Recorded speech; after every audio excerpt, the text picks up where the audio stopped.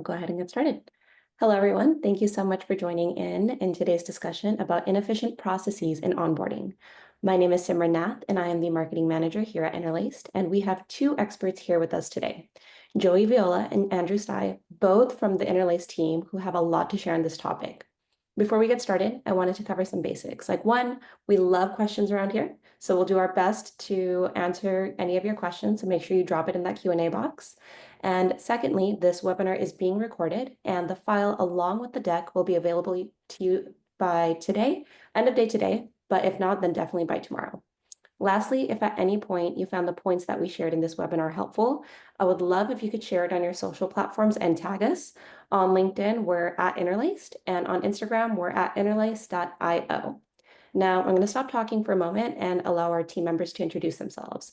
And I'm going to start by asking Joey to share a little bit about Interlaced and himself as he continues to moderate this panel. Joey, take it away.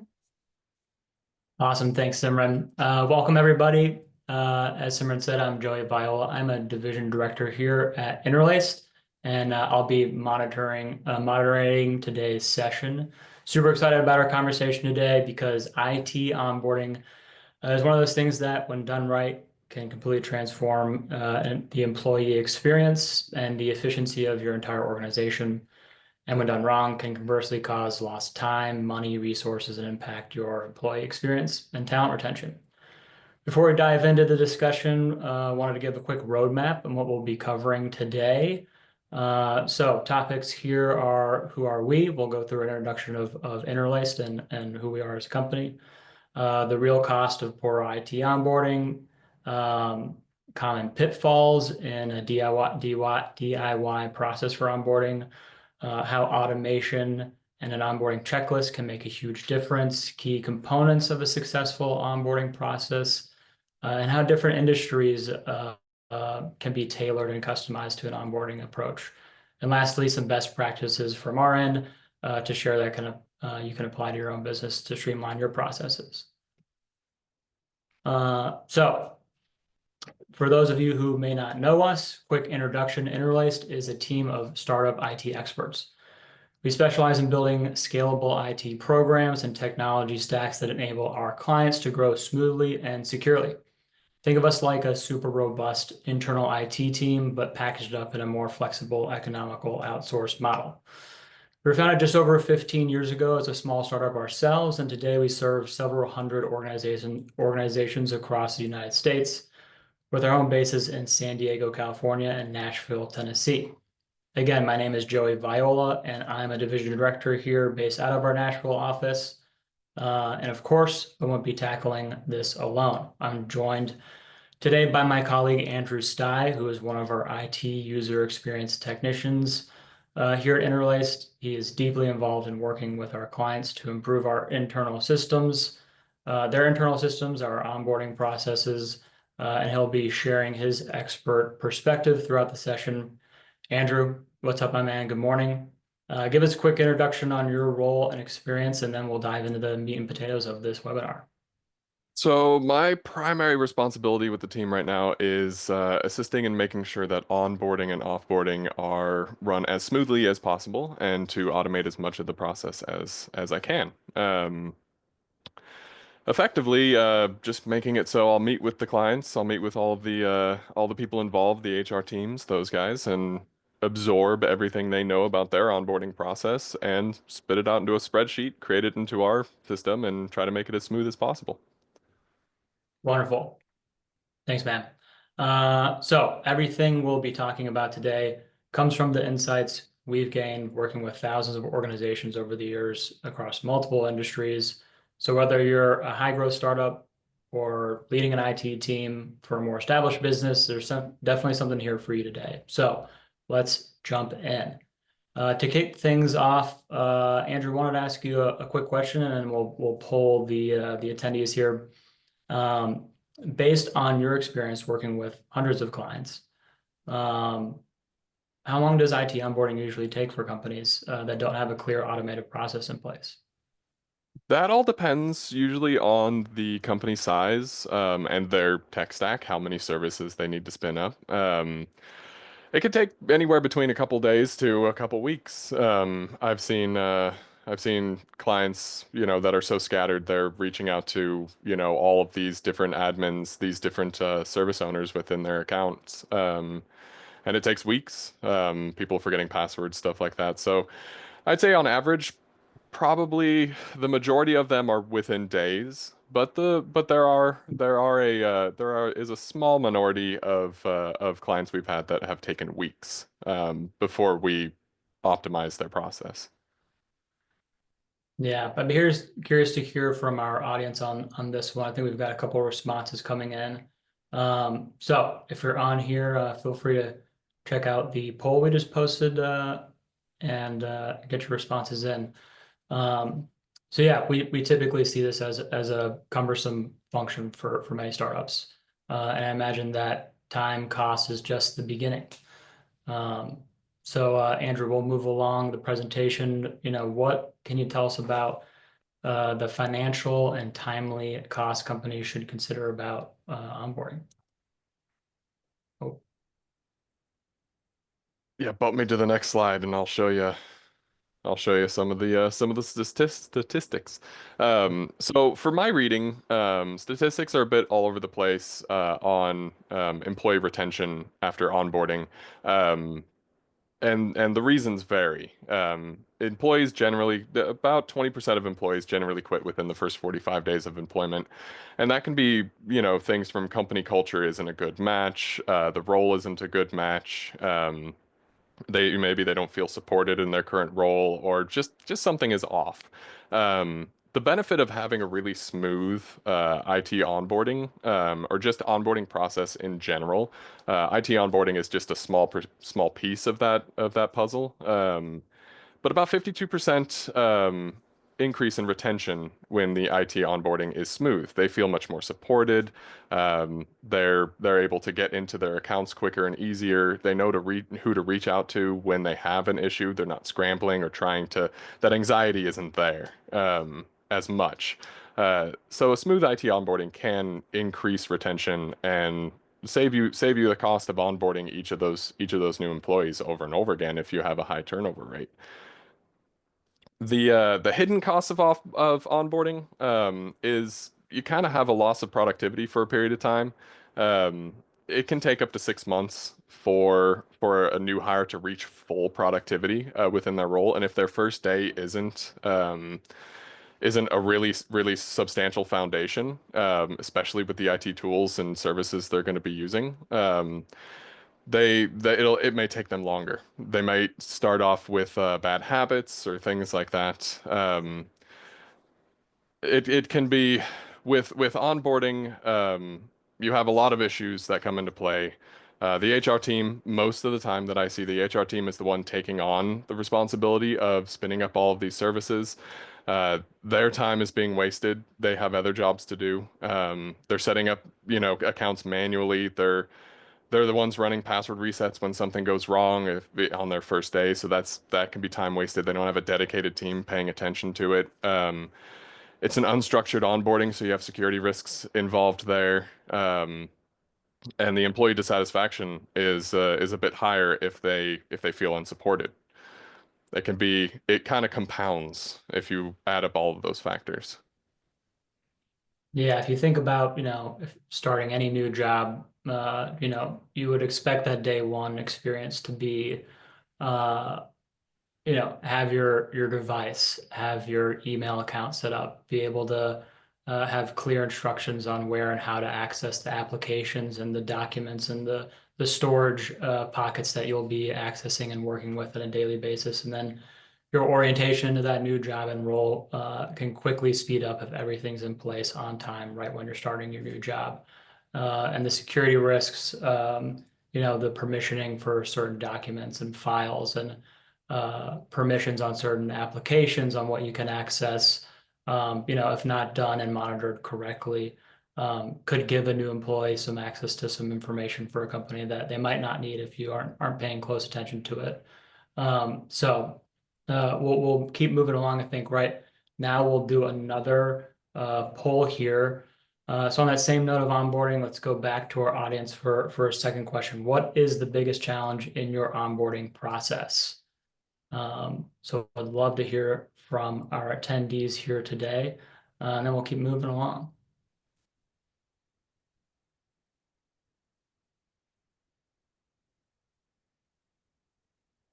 I think I'd have to agree with the poll so far. IT and HR are overwhelmed. That is a common thing I hear. HR really doesn't want to be doing these things. That's why they reach out to us.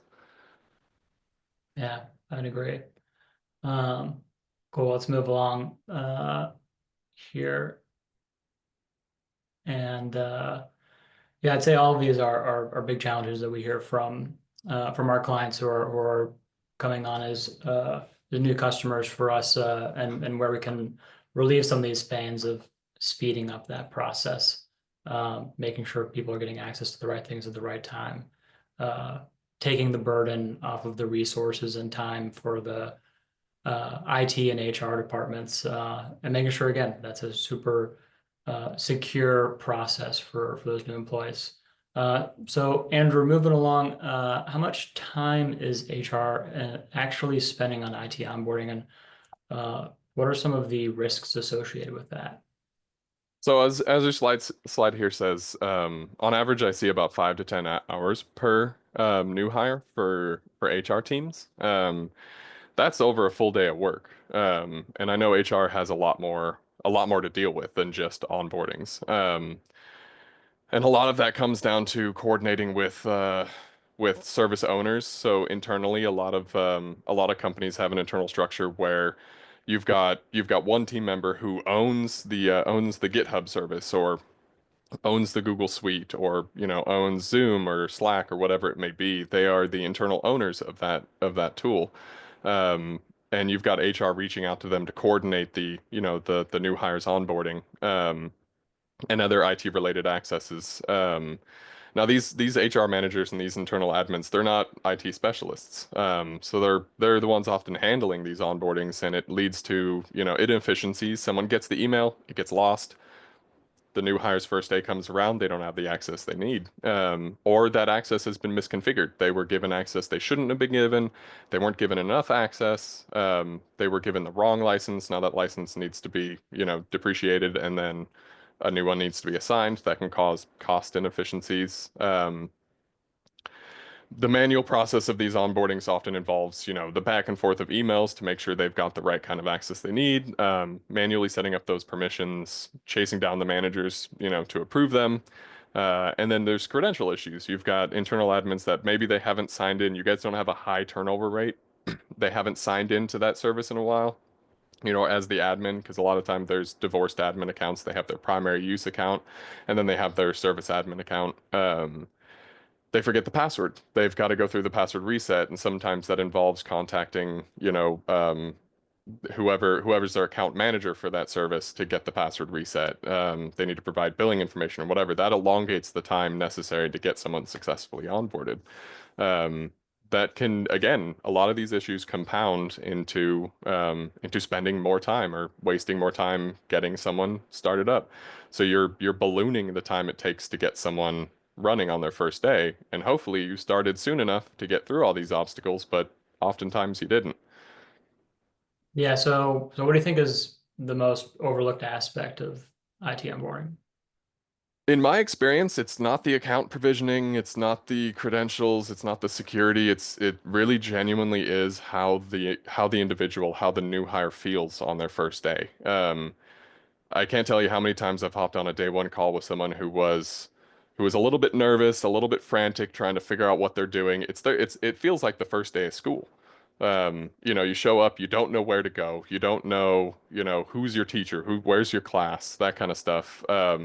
You have your schedule, but can you meet the deadlines necessary for your schedule? But knowing you're supported by your HR team, and your IT team, on your first day is a really invaluable piece of a safe company culture. To walk in the door and feel supported is pretty big. Yeah, totally agree. And hearing all that, puts things into perspective. And you can imagine if you're not actively looking at your process to uh, you know note and accommodate all of these steps, It's easy to miss those risks until it's kind of already too late, and some of those things have compounded and caused damage at scale. Andrew, what would you say are some early warning signs that a company's onboarding process might be outdated or broken? The first thing is you don't have a process. There's no clear onboarding timeline. You don't have a checklist of everything that needs to be done. Maybe there's an excessive list of people that needed to be contacted for account provisioning. Um, you're emailing 12 people and chasing down 12 people to get the accounts correctly provisioned. There's a loss of productivity on the HR team. A notable, let's say you have a hiring season, and during that time of the year, the HR team is compacted, they're compounded. They don't have the time they need to be able to complete all the onboarding tasks plus all of their day-to-day duties. You could also say the new hire feels overwhelmed. You can tell if they're a little bit flustered, they're moving around too quick. And with that comes a feedback loop. You should be asking them, how are you doing? How was your first day? If you're not doing those things, you won't know. You won't know what's going wrong. You won't know what you need to fix. Yeah, I think a oversight also is, having a kind of tailored, templated uh, these checklists for each individual kind of employee type or department Absolutely. function. Departments matter. Yeah, each job function and kind of role in a hierarchy has different applications and permissions that they need within an organization. So yeah, that all checks out. And so once a team realizes that they're behind the curve on things like this and kind of have outdated or lack of process and standardization around this, um, how can they get started to get ahead of the costly risks and pitfalls before they snowball? I mean, your checklist comment there is key. You can't refine a process if you don't understand the process. And furthermore, you can't automate the process if you don't understand the process. It's each onboarding, is kind of bespoke. Each user, each department has their own process, their own accesses. Um, writing it down is probably the first big step to optimizing your onboarding process. And then from there is getting the feedback. Once an onboarding has been completed, talk to the new hire, talk to them and see what you could have done better, what were problems they saw along the way.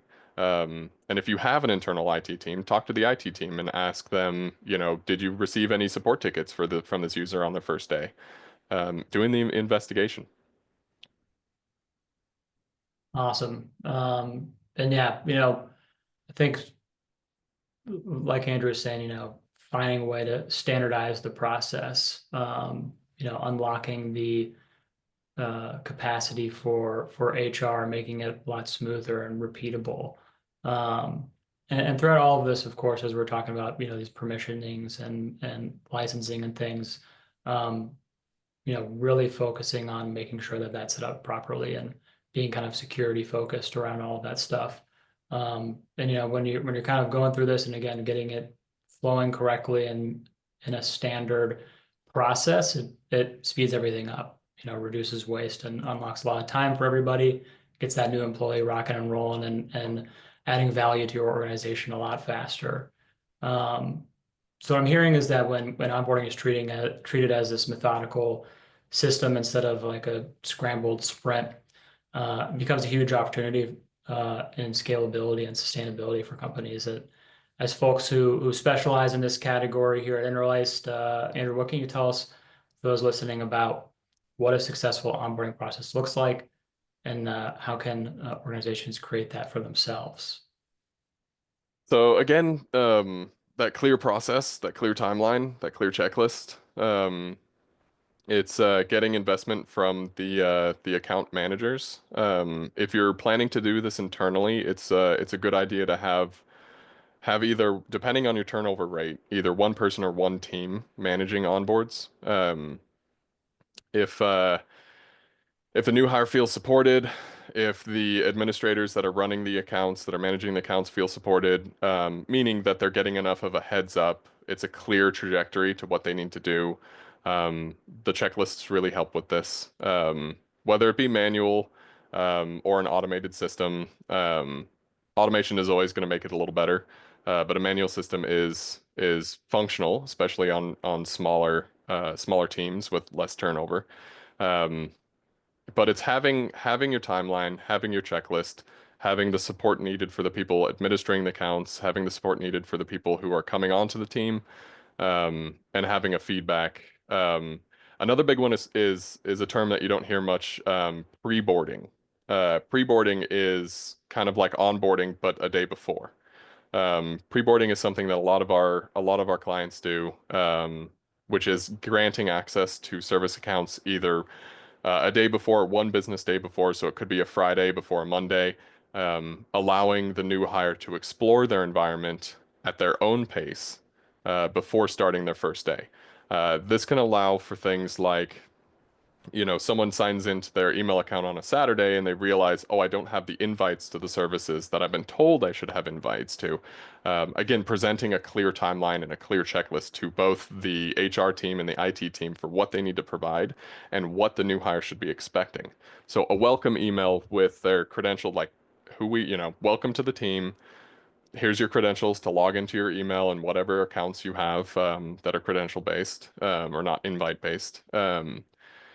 And what to look out for, what you're trying to accept. That's good for the new hire, especially they can go through it on a weekend, on a pre-boarding, and say, oh, I didn't get access to this, but they told me I should, so now I have a question on my first day. They're miles ahead of the journey, and there's plenty of times I get on a call with someone on their first day and they've signed into everything, they've accepted everything, they've got their calendar set up, they've got their tools set up, they've got things installed, they're good to go. Their first day is smooth and clear. And then there's people I get on the phone with that they haven't touched anything on their first day. They just haven't tried. They've had it for a weekend. So it's a mixed bag with pre-boarding. You get the go-getters that want to get out there and get moving quick and get everything set up before their first day. They understand they want to hit the ground running. And then you get some people that are nervous. And again, it's their first day of school. They don't know where they need to be and they're a little bit shy. They need someone to walk them through it. Um, I'd say those are probably the biggest ones. I'd say those are the biggest. Yeah, I love that first day of school analogy. So I It really imagine, feels like it. yeah, I imagine some companies, think that they're doing all these things right, think that they've got a good process in place. Maybe even over-engineered and overcomplicated though in some parts of their process and causing some struggle with onboarding outcomes. So in your experience, are there things companies think are helping but are actually making onboarding worse? Uh, I'd say having a spreadsheet that's created for every employee, every new hire, creating a not having a template. So, in regards to that, what I mean is when you have a template of everyone's getting email, everyone's getting Slack, everyone's getting Zoom, and you can go down that list and check off each one, and then you can copy that template for the next user, and then the next user, and then the next user. If you're creating a brand new template for everybody, or really just, I've seen people do this in the past where they just have a Word document and they write down what they're going to be getting, or just an email of what they're going to be getting. It was a little too bespoke. That's not, there's no template there. There's no foundation. That's a big one that I see the most is people overlook the concept of templatizing a new hire. And really a healthy balance of standardization and customization is kind of key. You want to have a standard for every new hire. This is what everyone is going to get. And then you have your finance department, you have your HR department, you have your engineering, your sales. Everyone's going to get a little bit different. That's where on our team, what we use is something called the user permission matrix or just the UPM. That allows us to break down, each department on a row. And every column has, or each service on a row, and every column is a department. So we can check off on a spreadsheet. We can check off who gets what, and we can have a row that's default.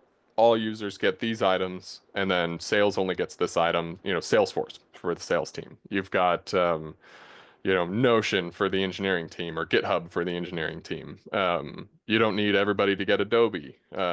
Not everyone's going to get GitHub. It's good to break it down for that granular access, for a multitude of reasons, to make it easier to follow compliance, to show that someone's not getting the access they don't need. And it's a good way for archival. You can go back if you have an individual checklist for that's templatized for each new hire. Um, you can go through and say they got access to this, they didn't get access to this. Um, so missing the opportunity to kind of soft automate your onboardings is a big overstep. Yeah, I love that kind of balance between the personalization and customization and the standardization. Find the balance to not kind of over customize, over engineer the onboarding process. So let's dig a little bit deeper into that and the structure of, we're talking about this user permission matrix that we use and the checklists that we use with our clients and their employees to follow. When we talk about onboarding done right, what are the actual building blocks that make that work? Permissions, again, showing that granular access, and that checklist process, the templatizing process. You want to make sure that employees get the right permissions. If you end up down the road, let's say, you just started this company, your startup, you've been running for a year and a half, maybe two, and you haven't leaned into having any kind of compliance situation. You're not trying to get SOC 2 compliant or anything, but on year three, you are. All of a sudden, there's an opportunity available, and you need to be SOC 2 compliant to obtain this opportunity. If you're following the granular access and the checklisting and you're documenting everything that you're doing along the way, your compliance auditing becomes a lot easier, especially if you're showing a legacy of doing these things. If you're showing that it's part of your foundational process for onboarding. Um, Granular permissions is very important, and proving that, even if you're not going to do compliance, if you're never going to do compliance, it's really helpful for just making sure the team is running efficiently, making sure that onboardings are correct. Again, it's that feedback loop. You want to know what's happening, and you want to be able to prove what's happening. Day one calls are another big one. Not everybody uses day one calls. Not everybody needs day one calls. Um, but in our current world of a lot of people working remotely, a solid majority of the people I talk to these days are functioning remotely. These day one calls are very useful. Getting on the phone with somebody, getting on the phone with your IT, getting on the phone with your HR, and going through the processes in a well-structured way. So it's not just, hi, how you doing? Is everything okay? You want to have a structure, and the checklists again can help. They can be part of the checklist. Um, have you gotten access to this? Cool. All right, you need to set it up this way. Have you gotten access to this? Great. We need to install this application. Um, that can be really helpful, and that shows a lot of support. There's so many times I've gotten on a call with people where, again, it's their first day of school. They're nervous. By the end of it, they feel so much better. Everything is set up and run. And in 60 minutes, most of the time, on average, it takes about 45 minutes to get someone up and running on a call. Um, at the end of that call, they're good to go. IT has confirmed that they have access to everything they need. They have logged into it. It's configured correctly, and they can hit the ground running. And if you do a good optimized day one call on their first day, within their first few hours of their first day, um, it's wonderful. They don't have as many issues later in the day. Um, and your note there about accounting for varying tech savviness is a thing. The younger generation, they're great. They grew up with tech.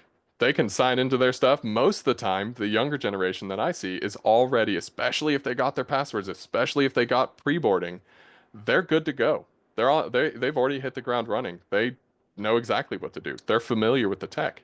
But you get into the older generation, or the folks that have never really worked heavy computer, especially people who've never worked remote before. They can get a little sluggish. They're looking at a blank canvas. The computer isn't connected with what they need. Maybe they haven't even figured out how to sign into the computer yet. They need someone there who knows what they're doing and who has the admin access to be able to walk them through it. And again, that just makes them feel supported. To have been working in an office most of your life to all of a sudden working remotely is a really pleasant change. You get to spend time at home. It's not as big of a rush in the morning. You don't have to deal with traffic, but there are other hurdles to take into account. And the biggest hurdle is becoming comfortable with the concept of working from a laptop where you don't have IT just around the corner, two cubicles over to holler at and say, "Hey, I've got an issue." You need to learn how to reach out to them. You need to learn how to triage your own stuff, your own issues. Uh, those Having those accounted for, having all of those bases covered, can really set up a new hire on their first day for total success. Um, Especially later on, if they know how to reach out to tech support when they're working remotely. Again, remote is where this really shines. Um, Knowing where to reach out for support and not questioning it, not scrambling, is really helpful. Yeah, that's it's such a good point and reminder. Not everyone starts at the same level. Yep. You can have the best onboarding system and processes in place, and but it's only so good as that kind of last touch of their first day. Um, Meeting people where they are and catering to those who need a little bit of extra handholding to um, access all of their applications, understand what applications they'll be using, how to use them, how to access them. Not everybody can just naturally kind of know how to do that and have that tech savviness. So ensuring that you're catering to every varying technical skill level is vital to ensuring the best onboarding process actually falls all the way through with ensuring that that first day for that new employee is great and they feel super confident going into day two of how to get everything, where everything is, who everybody is, what they have access to, what they'll be using. So great point, Andrew. Now let's get even more specific. I mean, industry specific. Different industries have different needs when it comes to IT infrastructure and therefore uh, employee onboarding needs. Um, so what are some unique measures that companies in industries like tech, SaaS, healthcare, finance, uh, let's dive into what those industries should be thinking of. So we'll start out here with tech startups and SaaS companies. Tech startups are usually full of people that are computer savvy. I mean, that's their job. They're working with computers. They're building, the future of computers. They are typically very compliance heavy, because they're a lot of times storing company data or client data, customer data. Um, so you need to have an onboarding structure that is very security, very granular access, very compliance focused. You want to be able to meet those marks for any audit that may come through. Um, but again, these new hires are tech savvy, so they oftentimes come in, to day one calls or come into their first day already knowing how to get into their accounts or install their programs or anything like that. Um, but they're not IT professionals. Some things will get over their head. A lot of people think that people that are tech savvy know everything about tech. They know the hardware. They know how to administer software and SaaS applications and things like that. They know how to program. Coding is their language of choice. That's not the case. We are cut from the same cloth, so to speak, but we are very different in our expertise. So for tech startups and SaaS companies, they're going to be mostly remote. They're going to be largely on the ball with what they need to do on their first day. So you can have a less robust kind of onboarding optimization, but it's still necessary. It's still necessary to hit the ground running, especially for those companies, because oftentimes people starting for tech startups, they have to move very quickly. So getting them exactly what they need when they like on their first day when they need it, is very important. So moving quick with them is probably the biggest option for them. Compliance, understanding that they understand their computer, but not completely. So issues can arise. They're not, if they have an audio issue on their Zoom, they might not know how to fix that. So they need to know how to reach out to support, and having the granular access that they need, again, for compliance and security.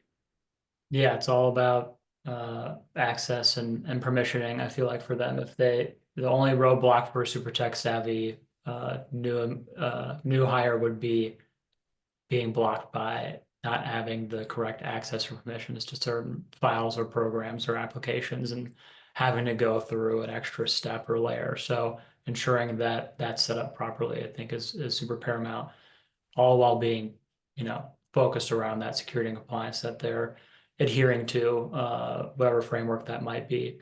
So moving And in. for the security on the SaaS people too, we like to say that they know just enough to be dangerous. So if they get granted access to something they really shouldn't, let's say they get, folder access to an HR folder, that they shouldn't need, they know how to dig through an HR folder. They know just enough to be dangerous. And they might not know how to fix any problems they've created, in that regard. They know how to get in there, but they don't know how to get out. So again, security, very key. Yeah. Speaking of security, I'm here in Nashville, so healthcare and biotech, security compliance is a big one in that industry. So let's talk about that. Healthcare and biotech are some of our most bespoke clients. They need a very high level of compliance. They're doing SOC 2 Type 2, so having granular records, and they're audited more often.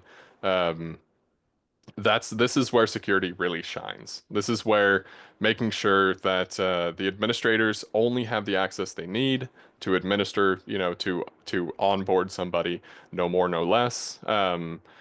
Having the user set up very, very specifically in their security roles. It's usually a lot more granular with healthcare. They're following HIPAA compliance. Their devices are generally a lot more, locked down. What we would call kind of in a lot of ways, it's a zero touch. It's not as zero touch as financial. Financial is a little bit more, because, well, money's involved. But with healthcare and biotech, those are very sensitive topics. These are people's health records and things like that. We have clients that are both SaaS and healthcare. They're building technology for healthcare, and that's an interesting blend because you have really tech savvy people, really, really smart people, moving through both of those spheres, trying to be fast and have all the access they need and be able to move very fluidly through their tech and through their applications, while maintaining, very strict security, very role specific security. So this is the field that would be the most impacted by security roles and by compliance restrictions. Yeah, absolutely. And we'll cap it off with you mentioned financial services and fintech companies. So financial services in fintech, we have a handful of clients that work in this regard. These are the people that are these are the teams that are controlling a lot of sensitive financial data. And when it comes to internet attacks and security situations, these are the most targeted individuals. Second most would be healthcare, and third, at least from my research, would be the SaaS people. They have IP, healthcare has medical records, and finance has money.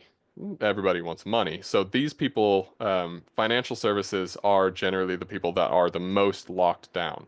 They don't have admin rights on their computers, so their computers have to be set up and ready to go on the first day by the administrators, for the people delivering that workstation. Um, so when you get on a call with fintech, especially fintech, oftentimes they want bespoke tools. They're like, I've used this tool in the past. Can I install that? we can't implicitly just install it because it's something that helps their productivity. We have to go back and get permission to install it. It might have to be tested with other equipment or other services first, before it can be approved to be put on their workstations. So there's a lot more back and forth, a lot more engagement with the IT team to get these people set up exactly the way they want to be most productive. Um, you end up in situations like zero trust workstations where, they have a remote workstation where they're signing into this virtual machine that has everything spun up, and that's a great way to go about it for fintech, and also for anyone that needs HIPAA or heavy compliance regulations, is to have a virtual machine situation where you send them a very kind of basic workstation to work from remotely. As it is today, lots of people are working remotely, but they remote into a virtual machine. Hurdles around that is, everyone's network at home is a little different. They have their own, security. Most home networks are not very secure. So you're getting a lot of VPNs, you're getting a lot of remote workstations, you're getting more stringent access control. So maybe IP locked, which gets very difficult when you have a home network that is a rotating IP. Um, yeah, you get a lot tighter security around fintech. And a lot of that plays into medical as well. And the healthcare field can also weigh in on this as well, but not as heavily. And having file access is another one. So a lot of these people end up using things like OneDrive or Dropbox or Ignite, I think, is another service that links all of those together. Um, and a lot of those you can access through, or a file structure that's a physical server, an on-prem server. So they're VPNing into the company network to access files and things. That's phasing out. Most people are leaning on SaaS these days. But again, fintech is predominantly security focused. So knowing your IT team is a lot more important for fintech. Yeah, absolutely. That's a good point about that industry being heavily monitored and for cyber threats and attacks. And so kind of within all these kind of three industries that we reviewed, it's not a one size fits all onboarding process. Each industry that you're working in with your startup or company that you're currently working at is going to have different requirements, different, nuances to the process that need to be adhered to. And so it's important to note that a good onboarding process for new employees is not, a one size fits all, rinse and repeat. Needs to be tailored to your industry for sure. Absolutely. Thanks, Andrew, for all that juicy industry specific insight. If you could sum up our tips, we talked about a lot today, got broad and specific. What are some best practices in general you'd share with those tuning in today? Biggest thing is write down your process, write down what you need. Create a list of every checkpoint that you need to hit. You want to know, what is your industry? What is best practice with your industry? Do the research, do the groundwork, write it all down. And then from there, build your template. Build a list of what everyone needs. Build a list of what every department needs. Understand what security is required for compliance, what kind of framework you need to be able to meet the audits that may be coming. You may already be dealing with. You'll have insight there as to what you need if you're already dealing with them. But again, write it down. Write down everything you'll need. Um, Prepare, be the Boy Scout. You're always prepared. Set everything up, get all the checklists ready, and then build from there. Run a couple tests, maybe do a couple real onboardings, and learn, get some feedback. Um, Look into things like single sign-on services. Look into things that could slow down, the process and allow you to pay more attention, while maintaining the same time frame. Single sign-on services are great, especially things like one login, Okta, Rippling. those help you to assign to provision accounts. And they will also very much so help you with offboardings, as those are volatile, especially with compliance and things like that. So if it's a one touch, a single pane of glass to provision 70% of your accounts, you've just cut a lot of time off. When it comes to automating those things, it's very helpful. Anything that can cut your time down, anything that can standardize your process, and then make sure that your new hire on their first day feels supported, feels like they know where to go. The first day of school is they have someone walking with them to class, um, showing them where everything is, showing them how to access it, showing them where their seat is, kind of thing. Like it's really nice. It's really nice to have that support on their first day. So to recap, templatize, write it down, make sure people feel supported. When it comes to devices, that you have proper device management. So you know where your workstation, who's assigned to what workstation, how old that workstation is, how is that workstation performing. Do you need it? Did the workstation get locked? Do you need to lock it or erase it? Turn it into a really expensive paperweight. If it got stolen, that kind of stuff. There's a lot of steps that go into it, but the first primary step is to write everything down. If you cannot describe the process, you can't refine it. You can't optimize it. That's a great point. And I like that we've added in here regular training and security awareness, not just, I would say, to prevent breaches and creating vulnerabilities in your company, but also just understanding, we're talking about a lot of these permissioning and security focused things, but helping that new hire understand why there's certain permissions and they have access to some things and not to other things. And I think that's kind of important to help the new hire in the day one process to understand, why they're getting access to certain things and not kind of Know Before is a being really good tool for secure. that. A lot of our clients use Know Before.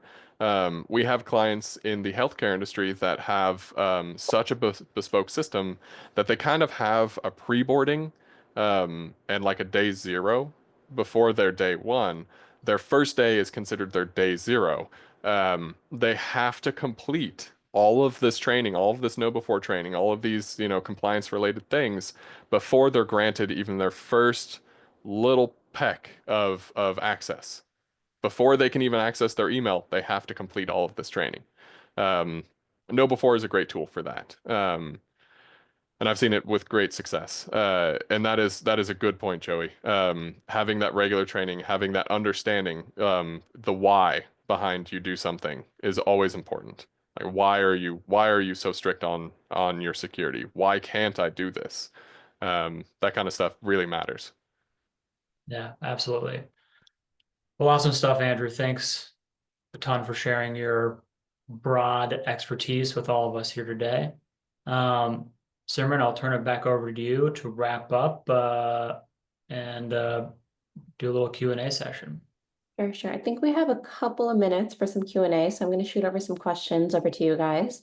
The first question that I have, Andrew, you actually kind of touched on this right now, and I'm curious if you have any other tools that you recommend or frameworks to help teams get started. NoWorks was a great example. If there's any others that you think would be a good tool for companies to know about, I think that could be great too.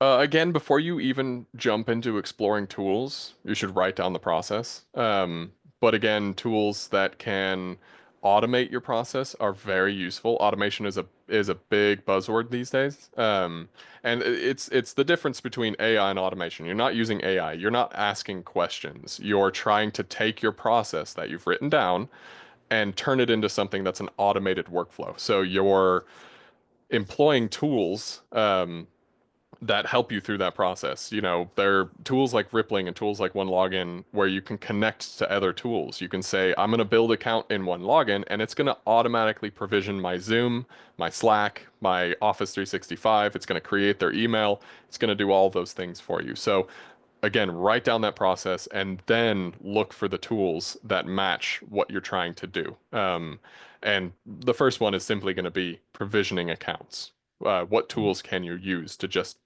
get the ball rolling? It's no longer a blank canvas if they've already got an email, if they've already got, invites sent for Zoom and Slack and things like that.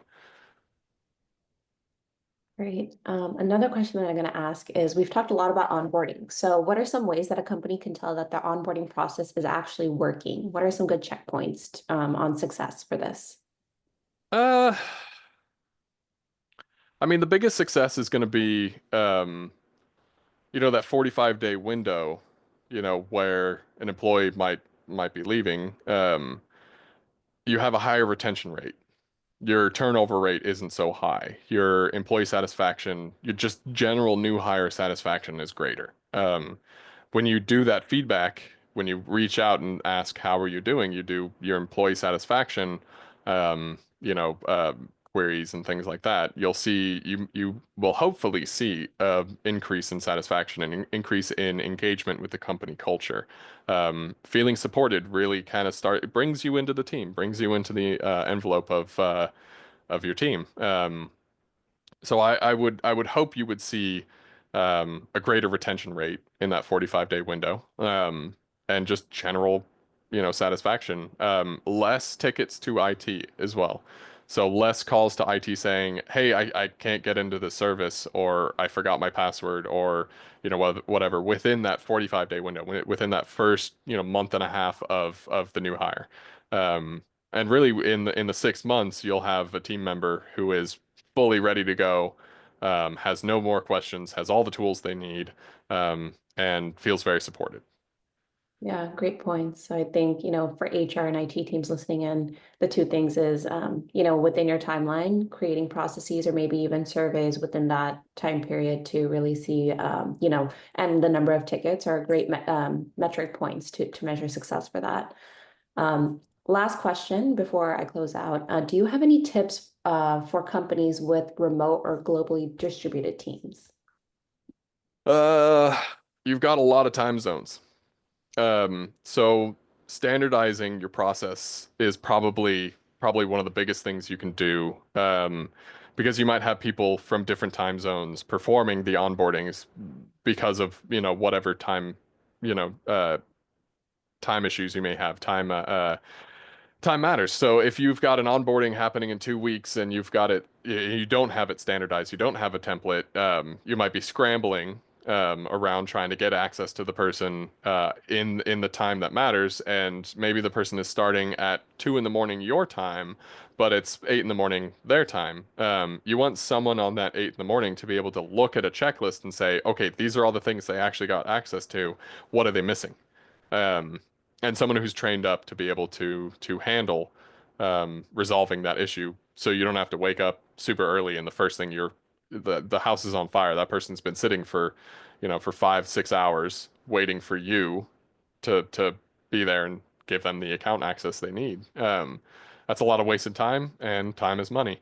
So I'd say training people to handle, emergencies such as that. And again, templatizing. Write it down. Make sure everyone's in the know about what is expected, and confirming access has been granted well before their start date, regardless of the time zone. Um, and if they're remote, again, they're remote. You need them to know what to do, on their remote workstation and how to access the services they need. So having teams trained up in all time zones to be able to handle the workload of a new hire, of a first day. Um, and it's standardized, so everyone does it the same. Thank you so much, Andrew, and thank you so much, Joey, for both of your expertise today. I know I learned a lot, and I'm sure those who are watching also did as well. And for those of you who are watching this, if you did see anything that you liked and you want to share, please be sure to tag us on LinkedIn and on Instagram. You can also follow Andrew and Joey both on their LinkedIn pages as well. And for those of you who came in and participated and signed up, you will get this recording, the deck, as well as a couple of ebooks and links to follow our teammates online, as well as a follow-up link to schedule a consultation with one of our team members as well.